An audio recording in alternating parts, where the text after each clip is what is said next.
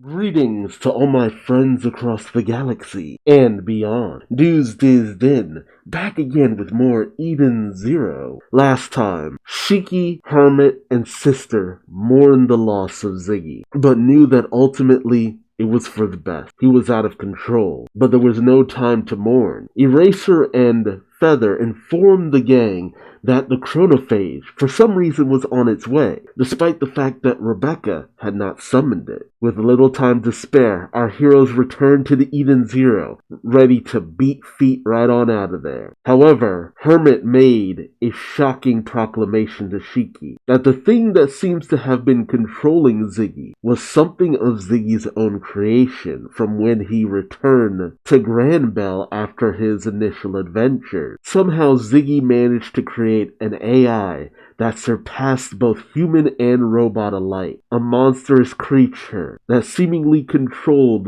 Ziggy's own actions. Yet, the true villain of our story, apparently, is none other than the Eden's One, who has just risen from the depths of Lendard to confront the Eden Zero. How can this be? There's still so many contradictions to our story, mysteries that have yet to be solved. And how does the Eden's One factor into all of this? Is it really as monstrous as it seems? Or is there more to this ship of death? Join me as I find out, won't you? Alright, got this, topless Elsie Crimson image, I'm not staring at this too hard, you're staring. Chapter 216, Within the Fading Years. That's a kind of bit of a melancholic title. Alright, Eden's One faces off with the Eden Zero, which, might be a rough one, because the Eden Zero is still missing one of its engines or wings or whatever. Shiki is shocked by Hermit's proclamation saying,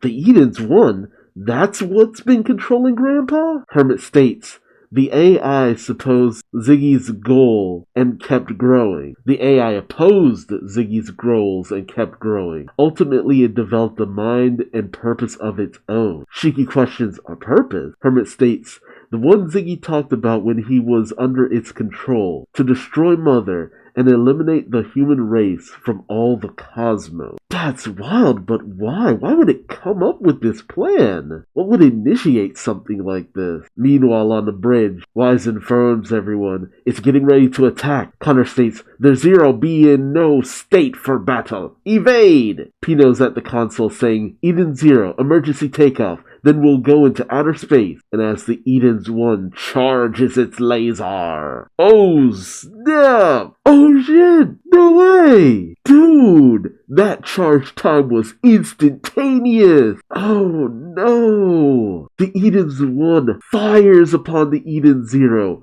ripping through its barrier like tissue paper, seemingly destroying a massive chunk of it. Oh no! Rebecca and Happy scream as they're thrown to the floor. Laguna and Wise as well.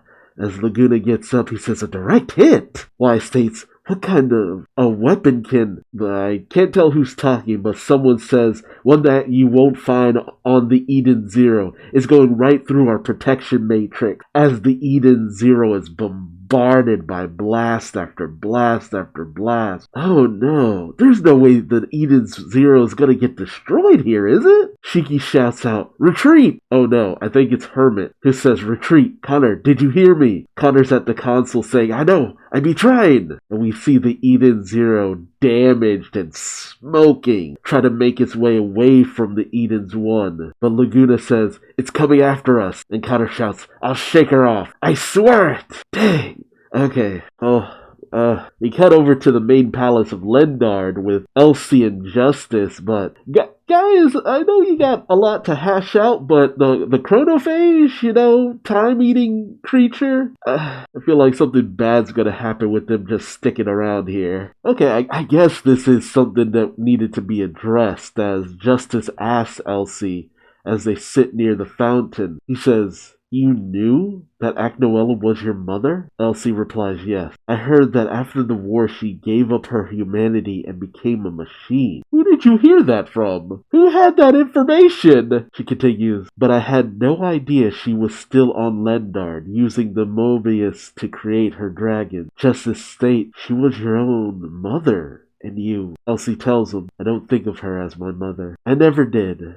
She only ever cared about wealth and power. Of course, she did pretend to be a caring mother in front of her daughter. Justice then inquires, and you're saying the war was really about Mobius? Elsie tells him yes. Even our political marriage was arranged as a way to secure a supply route for our weapons. I learned that the Lendard royal family had been planning to use the Mobius to take over the entire Cade Cosmos. I was so young then, I didn't know how to stop my parents, so I went to another kingdom I trusted for advice. As a result, we had war. Many people who lived on Lendard died. My family, my school, your family. Yeah. This actually is the good impetus to show Justice just how bad it was going to be. Like, Agnoella said it herself. Had Elsie not interfered, Agnoella would have wreaked havoc. Hell, Lendard would have wreaked havoc across the cosmos much earlier than she did currently. I mean, she became a massive threat on the universal scale just by herself. Think of an entire army backing the dragons up and all that. Hell, he fought the dragons. He now knows how dangerous that shit was. I still find it funny though. It's like, doesn't matter the reality, whether she's Irene or Agnoella or whatever her name is, Mother of Dragons. But Elsie is filled with regret, saying, it wasn't supposed to be like this. I'm so sorry, James. Justice looks away, saying, I don't know if what you did was right, but I can't say it was wrong either. And look at me. I had so much pent-up anger and hate, and I took it all out on you. No, I took it out on the little girl who didn't have a better choice. And yeah, what else was she gonna do? She thought she was doing the right thing. But it was obvious Justice wanted someone to blame ultimately. He wanted to just see Elsie as a traitor and nothing more. Elsie tells him, I don't want to fight anyone anymore. I don't want any more people to die. Justice tells her, to think that's how you felt all this time, and I never managed to see it. You didn't want to see it, dude. I don't even know why I was fighting anymore. Elsie turns to him saying, for Justice, no? But Justice tells her, no. The man Justice doesn't exist anymore. I don't know. I feel weird having Justice kind of back down so much, so hard. But at the same time, it's one of those things where it's like, it's obvious he really wanted to believe in his homeland and stuff like that. And he fully just wanted to blame Elsie. That's it. That's all he saw. But after almost getting killed by his former queen, it's kind of hard not to see what Elsie was trying to prevent, you know? Meanwhile, we cut back to the Eden's One still just bombarding and trying to shoot down the Eden Zero, launching missile after missile. Connor says, she be fast, as Rebecca tells her, get us away from it, Connor. Oh. And back to Lendard, okay. Justice, well, I guess James, says thinking back on it, it doesn't make sense that Homura killed Creed. My narrow-mindedness, I read good, skewed my sense of justice. Elsie asks, are you still going to arrest me? James says, no, I'm done with all of that. I feel like something bad's about to happen, though. This is too wholesome to end well. Elsie asks, then you'd better go. The chronophage will be here soon. She wants to stay, doesn't she? She wants to meet the same fate as Lendard. She's lost everyone, basically, so her way of atoning is to just be here when the chronophage hit. And more than likely, James is gonna stay here with her as well. Yeah. I knew it. Damn it. James asked her, you're not leaving? Elsie says, this is my home. I want to stay here. James pulls Elsie in close, and as Elsie addresses him, he tells her, I just thought maybe we're thinking the same thing. We lost so much time. Now the chronophage, Elsie finishes, saying, will cleanse it for us. Yeah. Dang. I'm starting to wonder because it's just like, it feels like we're wrapping their story up. Are they going to do what I think they're going to do? And yep, sure enough. I have mixed feelings about that. With everything that went on, I had a bit of a feeling that this is where their story was going to end. We continue to see the Eden's One just trying to bombard the Eden Zero. Hermit makes her way to the bridge saying, Connor, fast travel? Connor tells her, I know. We be charging the energy as we speak, as Shiki makes his way to the bridge. Wise asks, Shiki, what happened? I thought you beat Ziggy. And Pito asks him, then who's piloting that ship? Shiki informs them, nobody's on it. The ship is moving of its own will.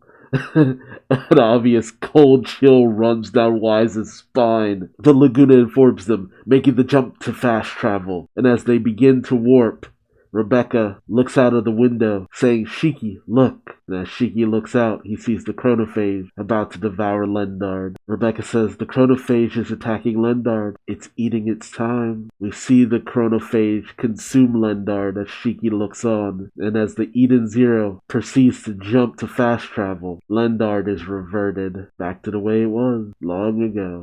We see James and Elsie consumed by the chronophage's being, still holding each other in one last embrace. Elsie turns to James and says, do you remember this place? James says, yes, it's where you teased me. And as time flows backward and Elsie becomes young again, a young Elsie says, I know, James, let's kiss. And James, now young, thinks to himself, my first love. So, I have to wonder, did it simply just revert them to when they were younger? What happens now? Because this begs the question, if in this timeline a young Elsie finds out what her parents and family are planning, they're not able to just up and escape from the planet, right? Even if they create the Legion that they wanted to, there's no guarantee that they'll be able to make it off the planet now. Hell, did Elsie go to another planet, or was it another kingdom on Lendard in order to get that help that resulted in the war that ravaged Lendard? That leaves a lot of questions. Oh, you see Rebecca and Shiki looking over the site. I think they know that Elsie ended up not leaving. Maybe something inside them tells them that it happened. We then pick up with our narrator, Xiao Mei, who tells us that the chronophage feasted on Lendard's time, ruthlessly devouring 260 years.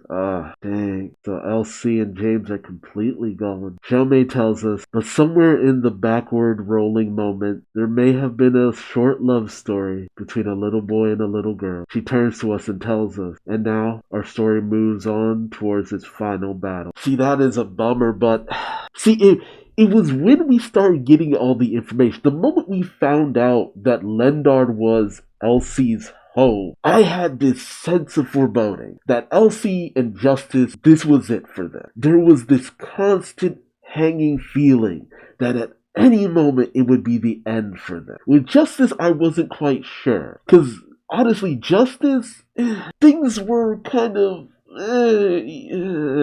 for him. Even the Homura killing Creed thing, that lie that Jesse told him, it didn't really go much of any place. So maybe Mashima cut that short here and there, but honestly, it was when Hyoga and Gwen were just killed off by Jesse, and Jesse died as well. Just, that whole situation was just like, okay, something's happening with Elsie. Either she's gonna go crazy, we're gonna find out she's just been possessed by something, or something's gonna happen and this is the end of the road for her. It was really up in the air, but it was just like Mashima doesn't do stuff like that without there being some kind of weird follow-up. And granted, this was the more peaceful option ultimately. This was a peaceful end for her character. But man, Elsie's whole story is just a tragic one. But this is very Mashima. Justice, I feel, got the shorter end of the stick ultimately because, I don't know how to describe it. It never felt like he had the growth that he really needed. And he was always playing catch up. Like he was filled with anger. He let that rule him, let that control him, right up until the end, and then he finds out how wrong he was and how much time he wasted, but that kind of plays into it all. Justice wasted all of his time being angry, never really seeing how sorry Elsie actually was for everything that happened. And Elsie just, despite the fact that she had a life outside of Lendard, she never kind of left Lendard, she never left the regret of everything that happened, that things went down the way they did with her mother, her homeland, James, everything. She wanted to hopefully have a peaceful resolution.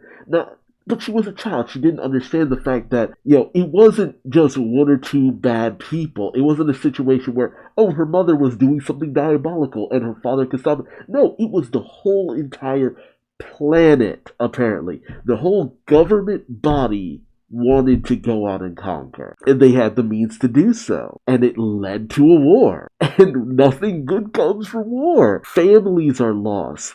Orphans are made. People die. But outside of maybe doing a little bit of sabotage, which, again, a young child not gonna really think about that. And you might get the child who will think, okay, I'll stick around and sabotage things from within, or make a freedom fighter force and fight back and do things on my own or stuff like that. But it's obvious she went through a kingdom she thought she could trust, but kingdom opposing another kingdom, that's war. Like, that was gonna erupt in war. It's really unfortunate. And it's weird too, because we didn't see Braum, Elsie's right-hand man, throughout most of that. Once Gwen and Helga showed up, that was it for Braum, pretty much. But, I mean, at least there's the possibility he was just still on the Skull Ferry, and the rest of the pirate crew is still being commanded by him, but dang. But this end makes a lot of sense for the two characters, too. If you know about the character of Sieghart in Ravemaster, you know what happens to him. And this is very in line with the way that Mashima does things. And when it came to Fairy Tail, whereas those characters actually got to have a bit more of a happy kind of ending, Fairy Tail technically is still going on, but think about all the things that they went through. I mean, remember the tower that Jalal was making, and how we originally thought he went down, and how we thought Urza had went down too during the course of that? Remember how that story arc ended? Like, they were just a perpetual tragedy in the making for the most part. So this being the end of Elsie and James makes the utmost sense to me. This is Mashima pulling the trigger on a relationship from Fairy Tail that he's translated to Eden Zero. And this is kind of how things would have gone down for them had things have just gone its natural course and Mashima not wanted to have the happy endings in Fairy Tail. It's a bummer, but at the same time, I'm not like sweepy or anything like that, because it's just like, these are people who made their choice. They had been through a lot, and they were just tired of the life they had been living. Elsie felt she had done too much wrong, and Justice felt he had been too blinded, and they were just done. Dang. While I'll miss the characters, they weren't always in the story that much, so it's a bummer, but it is a very poignant finale for them. Good enough characters, I will say that. But tell me your thoughts in the comment section below. What do you think about the end of James and Elsie Crimson? Are you sad at their loss? Do you feel like you wish they got more development? Because it really does feel like Mashima's trying to wrap this up. That's the thing. I feel like maybe the anime, if it ever gets around to adapting all of this, they're kind of dragging their heels on bringing that back. But then again, I still have yet to watch the first season in full, so. But I'm curious to hear your thoughts. And what about the Eden's One? It is doggedly pursuing the Eden Zero. I didn't even think the Eden Zero would make it off of Lendar, to be honest. But with the chronophage on its way and all that was happening, but what now? The Eden Zero is woefully outmatched. How do they beat the Eden's One? It's really hard to say. Part of me would love it if the Eden's One just continues being this voiceless entity that's just evilly looming in the background, but I feel at some point we're gonna get some monologue from the Eden's One that's kind of gonna take me out of it a little bit, because I'm just like, I love how ominous it is, just having this entity that just controls other beings and forces it to do its dark bidding. But I'm still questioning, like, why did it come to this conclusion to wipe out humanity? What could have prompted this? That is the question. But again, Let me know your thought. Remember to like, subscribe, bell, all that good YouTube stuff. And until next time, I've been News This Ben, and I hope to see you in the next video. Till then, bye bye.